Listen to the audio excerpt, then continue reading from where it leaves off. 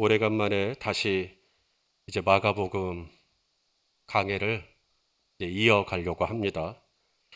어, 지난 시간에 본디오 빌라도 총독이 한쪽에는 나사렛 예수님을 세우고 한쪽에는 이 강도 바라바 예수, 나사렛 예수, 바라바 예수를 세우고 누구를 놓아주기를 원하느냐라고 했을 때 이제 무리들은 나사렛 예수님이 아니라 이제 바라바 예수, 사람을 살리는 예수님이 아니라 사람을 죽이는 이 바라바 예수를 선택을 했습니다.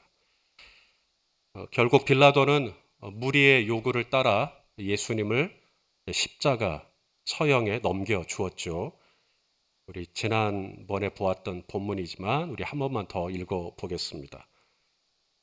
자, 15절 말씀입니다. 이게 왜 조작이 잘 안 되죠? 자, 15절 같이 읽겠습니다. 시작. 빌라도가 우리에게 만족을 주고자 하여 바라바는 놓아주고 예수는 채찍질하고 십자가에 못 박히게 넘겨 주니라. 그렇게 예수님을 십자가에 못 박으라고 넘겨 주었다. 이제 군인들이 이제 예수님을 넘겨받아서 이제 어떻게 이 예수님에게 희롱을 했는가 하는 것이 오늘 본문의 내용입니다.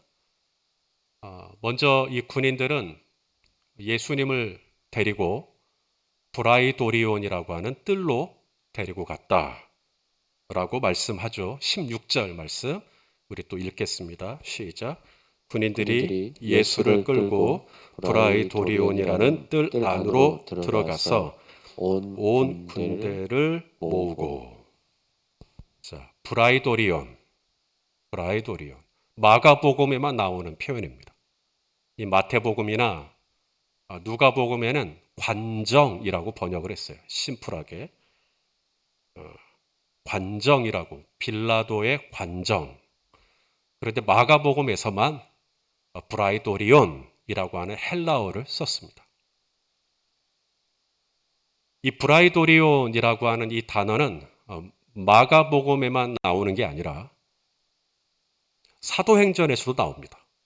사도행전 23장에 보면 사도 바울이 벨릭스 총독에게 신문을 받아요. 그때 벨릭스 총독이 신문하기 전까지 바울을 신문하기 전까지 헤롯 궁에 바울을 가두어 두라고 말을 합니다. 우리말로 헤롯 궁이라고 번역을 했지만 이 궁이 헤롯의 브라이도리온입니다. 헤롯의 브라이도리온.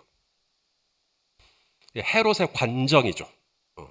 거기다가 잠깐 신문하기 전에 사도 바울을 그곳에 가두라고 명령을 했죠. 그러니까 이 브라이도리온은 헬라어예요. 마태복음이나 요한복음처럼 그냥 관정이라고 하지 않고 굳이 브라이도리온이라고 하는 헬라어를 밝혔다는 것은 이 브라이도리온이라는 단어를 쓸 때 이 마가가 지금 이 복음서를 쓰고 있잖아요. 그리고 이 복음서를 누구를 위해서 쓰는지, 이 마가가 복음서를 쓸 때 누구를 염두에 두고 쓰고 있는지가 나타나는 대목입니다. 브라이도리온이라는 헬라어를 이해할 수 있는 사람에게 쓰고 있는 거죠.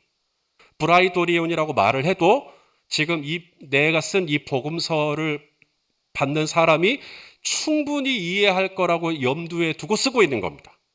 그러면 헬라어를 아무런 어려움이 없이 이해할 수 있는 사람이라면 유대인 아닙니다. 유대인은 헬라어가 어렵죠. 유대인들은 아람어가 편하죠.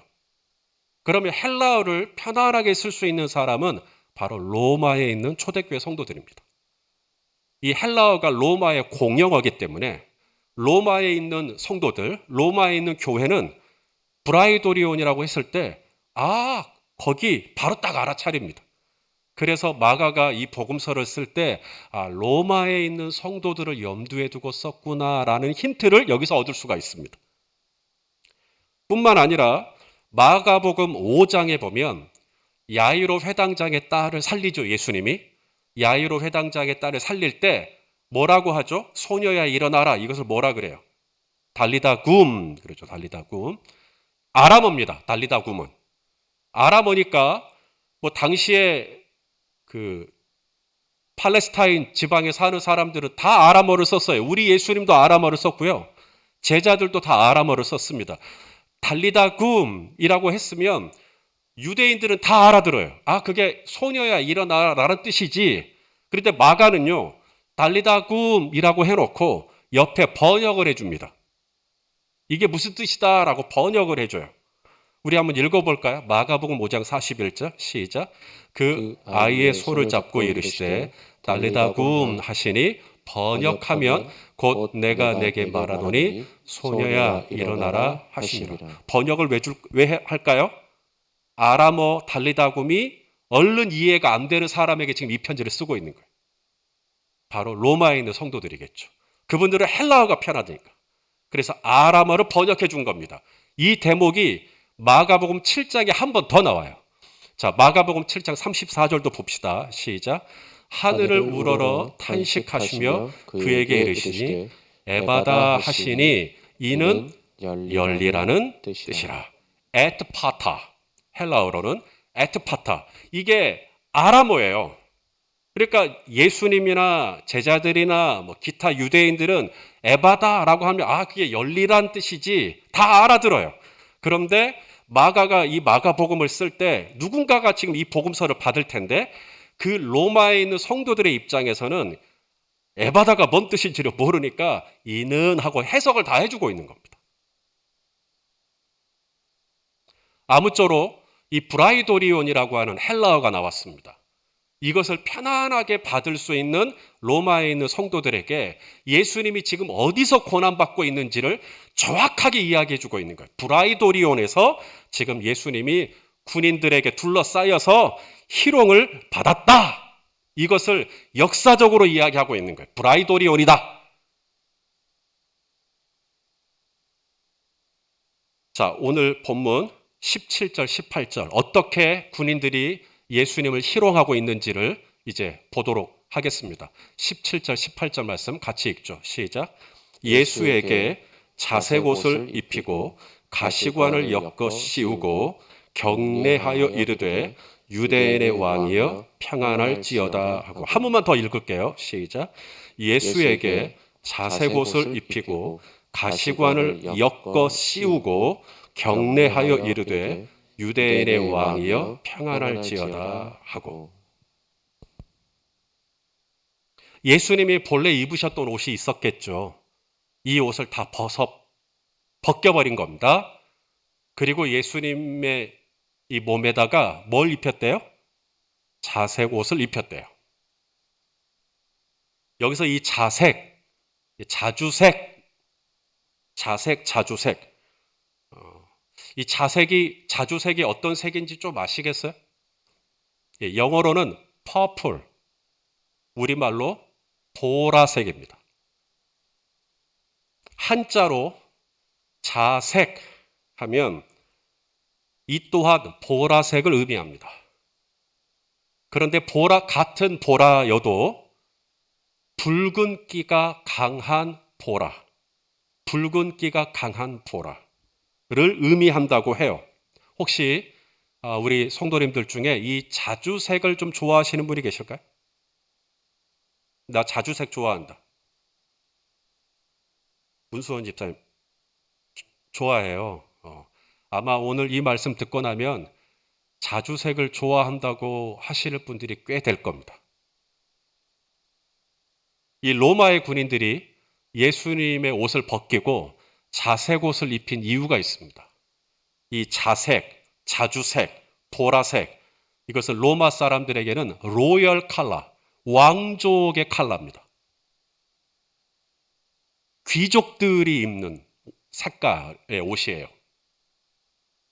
우리말에 금수저, 은수저 뭐 이런 거, 혹시 흑수저 이런 거 들어보셨어요? 금수저로 태어났다, 흑수저로 태어났다. 영어로 바꾸면 뭐라고 할까요? 금수저니까 골드 스푼이라고 하면 될까? 그 콩글리시입니다. 퍼플입니다. 퍼플. born to the purple 해야 금수저로 태어났다는 뜻이 됩니다. She was born to purple. 그러면 그녀는 금수저다라는 이야기가 됩니다. 퍼플이 보라색이잖아요. 자주색이잖아요. 왕족의 색이에요. 귀족의 색입니다. 자, 다시 한번요. 자주색 좋아하시는 분. 이제 조금 흔들리시죠? 예. 자, 누가복음 16장 19절도 부자가 무슨 옷을 입고 있나 보세요. 자, 시작. 한 부자가 있어 자색 옷과 고운 베옷을 입고 날마다 호화롭게 즐기더라. 자, 이 부자가 입고 있던 옷이 뭐래요? 프라다? 이찬아 뭐라고? 루이비통? 이런 얘기 안 하죠. 그냥 성경은 그가 입고 있던 옷의 색깔을 이야기해줘요. 왜냐하면 그것만 얘기해줘도 이 사람의 사회적인 신분을 알 수가 있어요. 이 부자가 뭘 입고 있었대요? 자색 옷을 입었다. 이거 하나만 이야기해도 부자인갑다. 이게 바로 딱 돼요, 이게. 사도 바울이 빌립보 교회를 개척을 할 때 빌립보 성에 사는 한 여성, 한 자매를 만나죠. 루디아. 이 루디아가 비즈니스 우먼, 사업하는 여성인데 무슨 사업을 하냐면 자색 옷감을 파는 장사였습니다. 자, 우리 사도행전 16장 14절 한번 읽어보시죠. 시작. 두아디라 시에 있는 자색 옷감 장사로서 하나님을 섬기는 루디아라 하는 한 여자가 말을 듣고 있을 때 주께서 그 마음을 열어 바울의 말을 따르게 하신지라. 자, 루디아라고 하는 자매가 뭘 팔았대요? 자색 옷감. 그러니까 루디아라고 하는 자매는 사회적인 계층으로 볼 때 상류층, 중류층, 하류층 중에 어디를 주로 상대했을까요? 예, 상류층이죠. 어떻게 그걸 알 수가 있죠? 자색 옷감이잖아요. 이 당시의 기록에 의하면 로마에서 성인 남성, 저 같은 성인 남성이 제가 양복을 이렇게 하듯이 자색 옷으로 이렇게 한 벌 쫙 빼잖아요. 자색 옷감으로 남자 성인의 옷을 한 벌 한다. 얼마 정도 들까요? 100만 원? 200만 원? 500만 원? 1000만 원? 2천만 원이 아니라 1억입니다. 예, 성인 남자가 자색 옷으로 한번 빼겠다라고 하면 우리 지금 돈으로 환산하면 1억 정도 드는 굉장히 고가의 옷이 자색 옷입니다. 여러분, 이 비싼 걸 군인들이 예수님의 몸에 걸쳤겠어요? 우리말로 번역된 자색 옷이라고 되어 있지만 사실 이것은 진짜 자색 옷일 리가 없죠. 자색을 흉내낸 최대한 자색과 비슷한 어떤 옷을 예수님의 몸에 걸쳤을 확률이 높습니다. 그리고는 그것을 자색 비슷한 옷을 걸치고 이제 자색이라고 여기고 예수님을 희롱하는 거죠. 예수님의 희롱은 또 이어집니다. 예수님의 머리에 가시로 엮은 관을 씌웠다. 왕이라면 면류관, 왕관을 써야 하는데 예수님의 머리에 왕관이 아니라 가시로 엮은 가시관을 씌웠다. 이것도 희롱이죠. 예수님을 조롱하기 위해서 그렇게 한 겁니다. 뿐만 아니라 오늘 본문 19절을 보시면 예수님의 머리를 갈대로 쳤다. 그리고 침을 뱉었다. 우리 19절 말씀을 같이 한번 또 읽어볼까요? 자, 19절 시작. 갈대로 그의 머리를 치며 침을 뱉으며 꿇어 절하더라. 자, 오늘 우리가 읽은 본문 마가복음에서는 바로 갈대로 예수님의 머리를 쳤죠. 근데 마태복음에서는 바로 갈대로 친 게 아니라 먼저 이 갈대를 예수님의 손에 들려줘요. 자, 마태복음 27장 29절 읽어보겠습니다. 시작. 가시관을 엮어 그 머리에 씌우고 갈대를 그 오른손에 들리고 그 앞에서 무릎을 꿇고 희롱하여 이르되 유대인의 왕이여 평안할지어다 하며. 이 고대 왕들은 소위 금규라고 해요. 금규 혹은 금홀. 왕이 가지고 있는 지팡이가 있어요. 이 지팡이는 왕의 신분을 이야기하기도 하고 왕의 권위를 이야기하기도 합니다. 이게 어느 정도의 권위냐면, 자, 우리 문수원 집사님이 저를 이제 만나고 싶어요. 제가 왕이에요. 그럼 문수원 집사님이 저 만나고 싶다고 바로 만날 수 있을까요? 예. 왕이 이 금규 있잖아요. 금규. 이것이 어떻게 방향이 되느냐에 따라서 달라집니다. 에스더가 구약에 보면 아하수에로 왕에게 먼저 찾아가죠. 아하수에로 왕이 에스더를 부른 게 아닌데 에스더가 먼저 찾아가요. 그러면 반역으로 여길 수도 있습니다. 왕을 죽이려고 하는구나, 역모로 이해할 수도 있습니다. 그래서 에스더를 바로 죽여도 할 말이 없어요. 그런데 에스더가 왕 앞에 딱 나갔을 때 아하수에로 왕이 금규를 내밀어줘요. 문수원 집사님 들어오세요 하고 금규를 내밀어줘요. 그러면 사는 거예요. 자, 말씀을 통해 읽어보죠. 에스더 8장 4절 시작. 왕이 에스더를 향하여 금규를 내미는지라 에스더가 일어나 왕 앞에 서서. 그러니까 왕의 손에 들린 금규는 액세서리가 아닙니다. 폼이 아니에요. 이 금규가 사람을 살리기도 하고 사람을 죽이기도 합니다.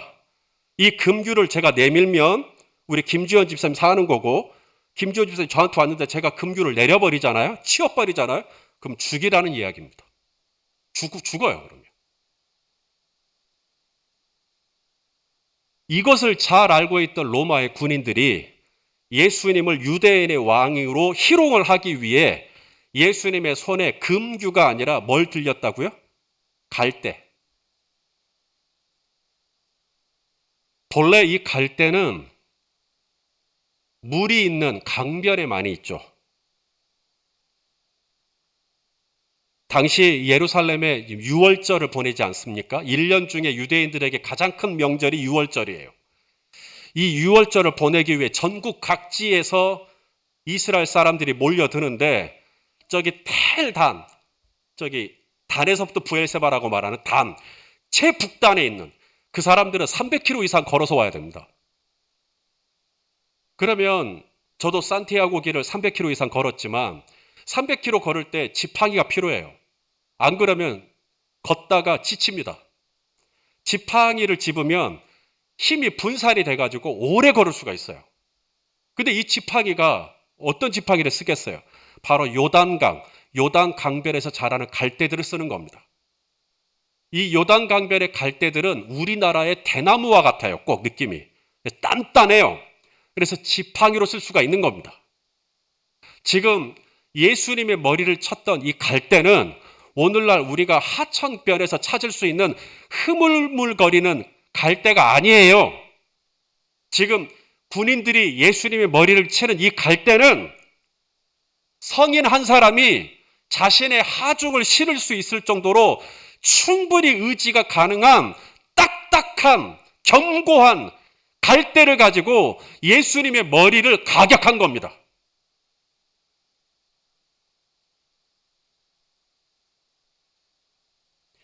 자, 그렇다면 예수님의 몸에 입혀진 자색 옷이라고 했는데 이 자색이 무슨 색깔이라고요? 왕족의 색깔이 아닙니다. 성경에는 이 자색이 죄의 색깔이에요. 찬송가 144장에 예수 나를 위하여 십자가를 질 때 세상 죄를 지시고 고초당하셨네. 3절 가사가 이거예요. 피와 같이 붉은 죄 없는 이가 없네. 십자가의 공로로 눈과 같이 되네. 피와 같이 붉은 죄, 이 붉은 죄, 이게 바로 자색입니다. 이사야 1장 18절에도 죄의 색깔을 이렇게 표현합니다. 자, 이사야 1장 18절 우리 한번 읽어보시죠. 시작. 여호와께서 말씀하시되 오라 우리가 서로 변론하자. 너희의 죄가 뭐예요? 주홍 같을지라도 눈과 같이 희어질 것이요 진홍 같이 붉을지라도 양털같이 희게 되리라. 자, 이사야 선지자가 우리 죄의 색깔을 뭐라고 표현하고 있어요? 주홍 같기도 하고 진홍 같이 붉다. 이게 바로 자색입니다. 나다나엘 호손이 주홍 글씨를 썼죠. 주홍이 바로 여기서 나온 겁니다. 죄인이라고 낙인을 찍어버리는 거예요. 그게 주홍 글씨잖아요. 그래서 죄의 색깔, 성경에서 말하는 죄의 색깔은 주홍이에요. 붉은색이에요. 그래서 마태복음에서는 예수님의 옷을 자색 옷을 입혔다라고 말하지 않고 홍포, 붉은 색깔의 옷을 입혔다라고 번역하고 있습니다. 따라서 오늘 로마의 군인들이 예수님의 몸에 입힌 이 자색, 주홍색, 진홍색, 붉은색, 이건 다 로마의 로열 컬러가 아니라 우리 죄의 컬러예요. 예수님의 몸에 입혀진 이 자색은 예수님이 왕족이라고 해서 입힌 게 아니라 우리의 죄, 저와 여러분의 이 주홍 같은 죄, 진홍 같은 죄를 예수님이 온 몸으로 다 받아내시는 것. 예수님의 이 고운 몸에다가 저와 여러분의 주홍 같은, 진홍 같은 죄를 지금 입히고 있는 거예요. 그러면 예수님이 내가 그 죄인인데 예수님이 죄인이 되시는 거죠. 저와 여러분의 죄를 대신해서 예수님이 대신 죄의 색깔을 입고 있는 겁니다. 그 색깔은 나에게 있어야 되는데. 가시관도 마찬가지입니다. 군인들이 가시를 엮어서 가시관을 만들었다. 이 가시가 어디서 나왔을까요? 땅에서 나왔겠죠. 자, 그러면 언제부터 땅은 가시를 냈을까요? 하나님이 태초에 천지를 창조하실 때 가시가 없었어요. 그때는. 그러면 언제 가시가 나오느냐? 아담이 죄를 짓고 나서 땅이 저주를 받죠. 그 다음부터 땅에서 가시덤불 및 엉겅퀴가 나기 시작했다는 거예요. 우리 창세기 말씀을 읽겠습니다. 창세기 3장 17절 18절 읽어보시죠. 시작. 아담에게 이르시되 네가 네 아내의 말을 듣고 내가 너에게 먹지 말라 한 나무의 열매를 먹었은즉 땅은 너로 말미암아 저주를 받고 너는 네 평생에 수고하여야 그 소산을 먹으리라. 땅이 너에게 뭘 낸다? 가시덤불과 엉겅퀴를 낼 것이다. 본래 가시는 하나님의 창조 계획에 없었어요. 그런데 죄를 짓고 난 다음부터 가시가 나오는 거죠. 그러므로 오늘 예수님의 머리에 씌워진 가시관은 죄의 결과입니다. 우리의 죄가 예수님의 몸에 입혀졌고 우리의 죄가 예수님의 이마를 찌른 거예요. 우리의 죄가 예수님의 이마를 찌르고 찢기고 갈대도 마찬가지입니다. 갈대의 특징이 있죠. 바람이 불면 갈대가 가만히 있습니까? 흔들립니까? 흔들리죠. 안 흔들리려고 하지만 갈대는 어김없이 흔들립니다. 살짝만 앞에서가 하고 불어도 갈대는 또 흔들립니다. 코로나가 오면 코로나가 온다고 흔들리고 오미크론이 창궐하면 오미크론이 온다고 흔들리고 날씨가 좋으면 좋다고 흔들리고 날씨가 안 좋으면 안 좋다고 흔들리고 그게 갈대잖아요. 우리 예수님도 이렇게 말씀하셨습니다. 마태복음 우리 11장 7절 읽어봅시다. 시작. 그들이 떠남에 예수께서 무리에게 요한에 대하여 말씀하시되 너희가 무엇을 보려고 광야에 나갔더냐? 그러면서 뭐라 그래요? 바람에 흔들리는 갈대냐. 이게 갈대입니다. 저와 여러분이죠. 안 흔들리려고 하죠. 오늘 주일이니까 예배 드리려고 할 거예요. 나름 예배를 집중해 보려고 할 거예요. 그런데 흔들리죠? 왜요? 갈대잖아요. 바람에 흔들리는 갈대. 그게 나잖아요. 예수님의 머리를 친 건 갈대가 아니에요. 예수님의 머리를 친 건 나의 흔들리는 마음이죠. 중심을 잡고 심지가 견고하고 좌로나 우로나 치우치지 않기를 원하나? 여기서 누가 뭐라 하면 또 흔들리고 저기서 또 누가 뭐라 하면 또 흔들리고 나의 이 흔들리는 줏대가 없는 중심이 없는 나의 연약함이 예수님의 머리를 친 겁니다. 하나가 더 있어요. 이사야 9장에 보면 이스라엘 백성들이 하나님 앞에 돌아오질 않아요. 회개를 안 해요. 그것을 갈대로 비유하십니다. 자, 이사야 9장 13절 14절 읽어보죠. 시작. 그리하여도 그 백성이 자기들을 치시는 이에게 자기들을 치시는 이가 누구겠어요? 하나님이죠. 하나님에게로 돌아오지 아니하며 그 다음 뭐예요? 만군의 여호와를 찾지도 아니하는도다. 하나님은 이스라엘을 치셨어요. 아수르에 의해서 이스라엘을 치셨고 바벨론에 의하여 유다를 치셨어요. 그 정도 하나님께 얻어맞았으면 만군의 여호와를 찾고 하나님께 돌아와서 천부여 의지 없어서 손들고 옵니다. 회개를 해야 할 거 아닙니까? 그런데 이스라엘이 회개를 안 해요. 아수르한테 얻어맞고 바벨론한테 얻어맞고 그래도 회개를 안 해요. 그걸 갈대로 비유하십니다. 그 다음 절. 그러므로 여호와께서 하루 사이에 이스라엘 중에서 머리와 꼬리와 종려나무 가지와 갈대를 끊는다.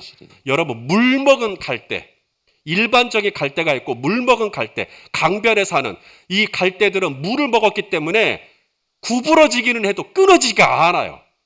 아주 강해요. 그런데 이것을 하나님이 끊어버리겠다는 거예요.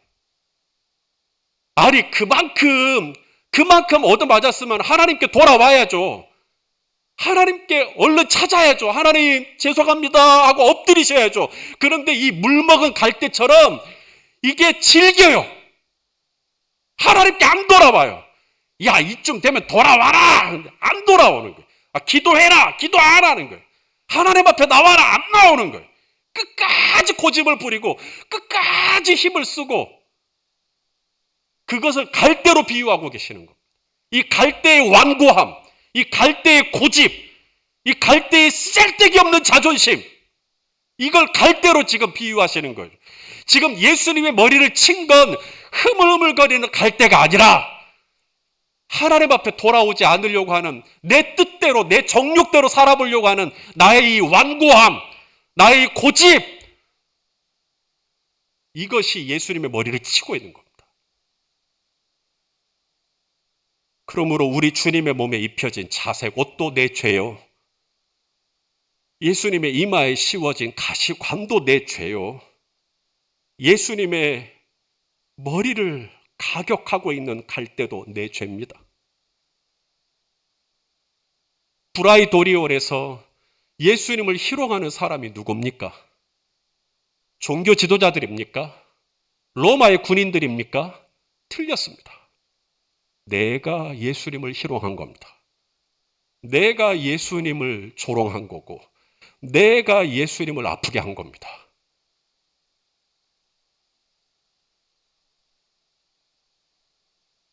이 모든 희롱을 우리 주님은 잠잠히 참으셨습니다. 뭐라고 희롱을 해도, 뭐라고 예수님의 머리를 때려도 우리 예수님은 잠잠히 온몸으로 그걸 받아내셨습니다.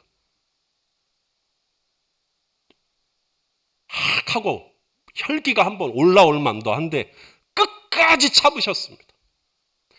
끝까지 참고 인내한 이유, 저와 여러분을 살리기 위해서죠. 저와 여러분을 구원하기 위해서죠. 예수님의 몸에 입혀진 내 쇳덩어리, 예수님의 이마를 찌르고 찢긴 가시관, 예수님의 머리를 후려치는 갈대와 같은 나의 연약함, 이 모든 죄를 없이 하시기 위한 대속제물로, 희생제물로 십자가에서 이 모든 죄를 없이 해주시기 위해 우리 예수님 털 깎는 자 앞에서 잠잠한 어린 양같이, 도살장으로 끌려가는 어린 양같이 다 참아내신 거죠. 내가 뭐라고, 내가 얼마나 흉악한 죄인이고, 내가 얼마나 간사하기가 짝이 없고, 내가 얼마나 계산이 약삭 빠르고, 조금 더 손해보려고 하지 않고 조금 힘들고 어려우면 사람 탓하고 남 탓하고 이 핑계 저 핑계 대고 요령을 부리고 잠대가리 굴리고, 그게 난데 우리 예수님은 이 모든 나의 이 죄를 잠잠히 다 받아내시는 거예요. 이유는 딱 하나입니다. 예수님이 죄가 있어서가 아니에요. 저와 여러분을 살리시기 위함입니다. 이 코로나 때에 나를 위하여 이 죄의 옷을 입고, 나를 위하여 죄의 가시관을 쓰시고, 나를 위하여 갈대로 머리를 얻어맞으시고 침뱉음을 당하시는, 나를 이렇게 사랑해 주시는 그 예수님께 대한 정말 고마운 마음, 감사한 마음이 있다면, 사랑하시는 성도 여러분, 우리가 이 은혜를 어떻게 보답해 드려야 할까요? 물론 갚을 수는 없어요. 갚을 수 있다면 은혜가 아니죠. 은혜는 갚을 수가 없다는 이야기입니다. 갚을 수 없지만 그래도 적어도 정말로 예수님의 몸에 입혀진 자색옷이 내 죄고, 가시관이 내 죄고, 갈대가 내 죄라는 걸 인정하신다면, 이 코로나 때에 내가 하나님 앞에 어떻게 반응하며 나아가야 할 것인가? 우리 성도님들 잘하고 계셔요. 성도님들 정말 잘하고 계십니다. 온라인으로 예배를 드리는 시간이 올해 이제 벌써 3년째잖아요. 이제는 막 예배 드리다가도 조신다고 하시더라고요. 괜찮다고 봅니다. 뭐 조실 수도 있고, 뭐 갑자기 그냥 예배 드리다가 예배 확 꺼버리고 딴 데 가버릴 수도 있고. 사랑하시는 성도 여러분, 하나님께서 기뻐하시는 예배는 우리의 몸을 산 제물로 드리는 예배입니다. 이것이 영적 예배라고 말씀합니다. 그렇다면 내가 하나님 앞에 예배할 때 물론 많이 느슨해졌죠. 나도 느슨해졌고 옆에 있는 분들도 다 느슨해졌어요.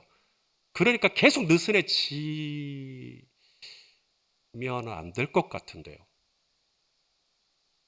저는 오늘 이 말씀을 묵상하면서 오늘 아침까지도 계속해서 제 마음을 너무 때리는 거예요. 너무 죄송하고, 어제 저녁에도 이 말씀 준비하다가 그렇게 제 마음이 아프고. 사랑하시는 성도 여러분, 예수님의 몸에 입혀진 자색 옷이 예수님 어린 양 예수 그리스도가 마땅히 입어야 할 왕복이 되고, 가시관이 면류관이 되고, 갈대가 금주가 될 수 있도록 우리가 어떻게 하나님 앞에, 예수님 앞에 나아가야 할 것인가? 내가 어떻게 이 코로나 때 하나님 앞에 예배하며 나아가며 하나님 앞에 무릎을 꿇고 기도를 하며 하나님의 말씀 앞에 더 가까이 나아가야 할 것인가? 사랑하시는 성도 여러분, 조금만 내 자신을 좀 돌아봤으면 좋겠고, 제가 여러분한테 이렇게 해라 저렇게 해라고는 잘 못하겠어요. 그건 제 스타일이 아니니까. 다만 성도님들에게 조금만 부담을 좀 드릴게요. 예배를 드릴 때, 하나님 앞에 나아올 때 조금만 더 정성을 기울였으면 좋겠습니다. 우리 주님이 이렇게까지나 내 죄를 감당하시기 위하여 당신의 온몸을 희생하여 나오셨는데, 나는 뭐가 귀찮다고, 죄송합니다 이런 표현 써서, 조금만 더 마음을 좀 들여서 하나님 앞에 예배하러 나올 때 그 순간만큼은 딴 거 하지 말고, 예배할 때만큼은 휴대폰 들여다보지 말고, 정말 예배할 때만큼은 정말 집중해서 나를 위하여 온몸으로 나의 이 죄값을 받아내신 우리 주님을 기억하면서 마음과 뜻과 정성을 다하여 어린 양 예수 그리스도에게 나아갈 수 있는, 그래서 우리의 찬양과 경배와 영광을 돌려드릴 때 우리 주님이 진정 왕이 되시는 것이고, 그분이 왕관을 쓰시는 것이고, 그분이 금규를 드시는, 살아있는 자와 죽은 자를 심판하러 오시는 메시아 그리스도가 되시는 것임을 알고, 저와 여러분이 조금만 더 마음을 다하여 이 코로나 때에 나의 왕 그리스도를 찬양하실 수 있기를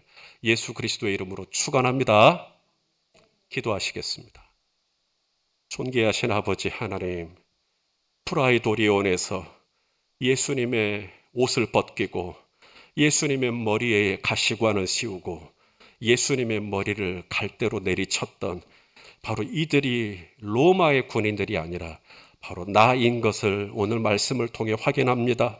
오 아버지, 나의 죄를 대속하시기 위하여 이마만큼 참으신 우리 주님, 저는 조금만 힘들어도 엄살을 부리고 조금만 힘들어도 하소연을 하고 조금만 힘들어도 이것은 다 누구 탓이라고 변명을 대는데, 오 주님, 나 또한 우리 주님의 뒤를 따라 이 코로나 때에 느슨해지기 쉬운 이때에 더욱 마음을 쪼여서 우리 주님 앞에 정성껏 예배하는 우리 모두가 다 되실 수 있도록, 우리 열린 배대교회 권속들이 다 되도록 우리 주님 은혜를 내려 주시옵소서. 예수님의 이름으로 기도하옵나이다. 아멘.